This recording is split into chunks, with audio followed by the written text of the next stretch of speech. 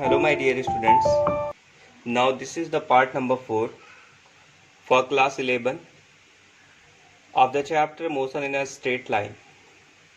In this lecture I am going to discuss uniformly accelerated motion. So firstly here I am going to give you the relation of Newton's equation. That is first equation v is equal to u plus at. Second equation s is equal to ut plus half at square, and third equation is equal to v square is equal to u square plus 2as, or v square minus u square is equal to 2as. So here I am going to give you the detailed derivation of all the three equations of Newton. So firstly we will discuss the equation of v is equal to u plus at. Clear? As you know that our acceleration can be defined as a is equal to dv by dt, and we called it as a constant.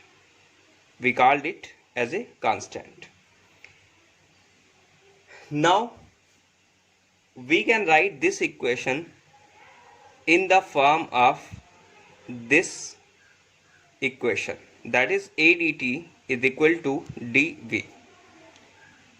So integrate it with proper limits.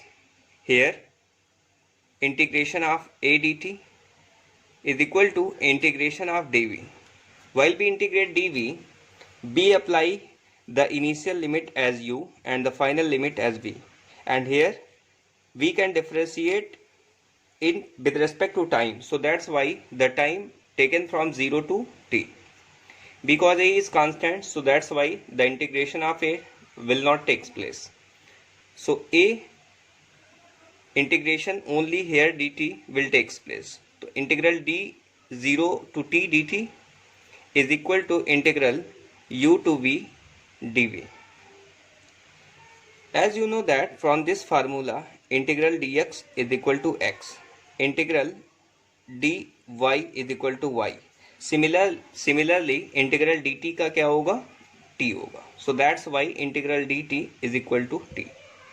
Here the limit takes place 0 to t is equal to dv. We can write it as a v. So integration limit u to v.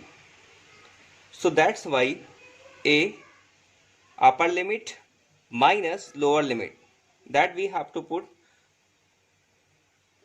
in this t. Firstly we put t and then after we put 0, and in between these two minus sign will take place. So that's why here also we can write v minus u. So that's why we can write it as a at is equal to v minus u, and v is equal to, we called it u plus at. So this is our first equation. This is called Newton's first equation of motion. Now again here we are going to derive the second equation of motion, that is s is equal to ut plus half at square. Clear? As you know that velocity can be expressed in the term of dx by dt. You know that? Clear? So that's why we place v is equal to u plus at. From this equation, from equation first, we can write it as v is equal to u plus at. So that's why u plus at we can put here is equal to dx by dt. Is there any confusion?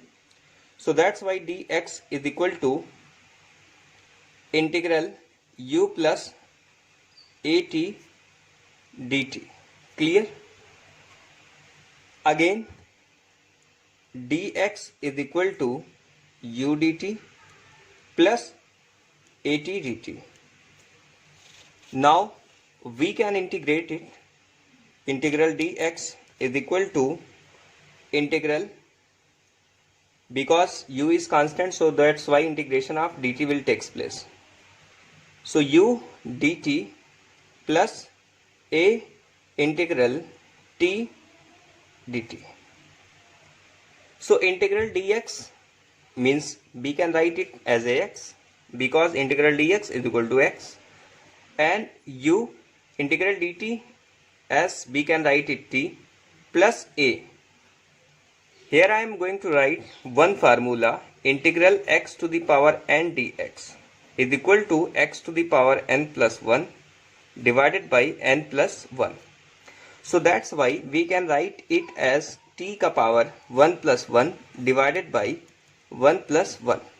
So that's why this equation becomes ut plus half a t square. As in our physics we express x as s, so that's why s is equal to ut plus half at square. So this is our equation number 2. Is there any confusion? This is our equation 2. Now we are going to derive the equation 3rd. Here I am going to derive the equation 3rd. That equation is v square is equal to u square plus 2as. Clear? As you know that we can express a is equal to dv by dt. We can multiply it dv by dx into dx by dt. So that's why dv by dt, this term dv by dt can be expressed alone, and as we know that from this formula dv by dx can be written as separately, but dx by dt is what? The rate of change of displacement with respect to time is called velocity, so that's why this becomes velocity. So here we can write it as a dx is equal to v dv. Now integrate it with proper limit. So that's why a integral dx is equal to integral, here limit from 0 to x, and here limit from initial velocity to final velocity. So that's why v dv. Is there any confusion?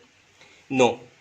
So that's why this will takes place as ax limit from 0 to x, and this from this formula integral x to the power n dx is equal to x to the power n plus 1 divided by n plus 1. We can write it as v square by 2, and the limit from u to v. Any confusion? No. So that's why this can be written as ax is equal to, once we write v in place of v, and once we write u in place of v by taking minus sign between them. So that's why this becomes v square minus u square, and by 2 we can put here. You can multiply this 2 by ax, so that's why this becomes 2ax is equal to v square minus u square. So this is the formula. You can write it as v square minus u square is equal to 2a, and in place of x we can write it as x. So that's why v square is equal to u square plus 2as. This is another formula, can be written as v square is equal to u square plus 2as. So these are the these 3 questions called Newton's equation of motion. So I hope that you can easily understand by this method, which is called calculus method. It means this method is defined as calculus method because here we are using integral calculus. By integration we can derive it and we can understand it. I think there will be no confusion in your mind regarding this formula. So this is the equation through which B can solve so many numericals which is based on it. In next video, I will discuss this relation regarding the nth term. It means we can also discuss this equation of motion in the term of t and t plus 1th second. Clear? So thank you students.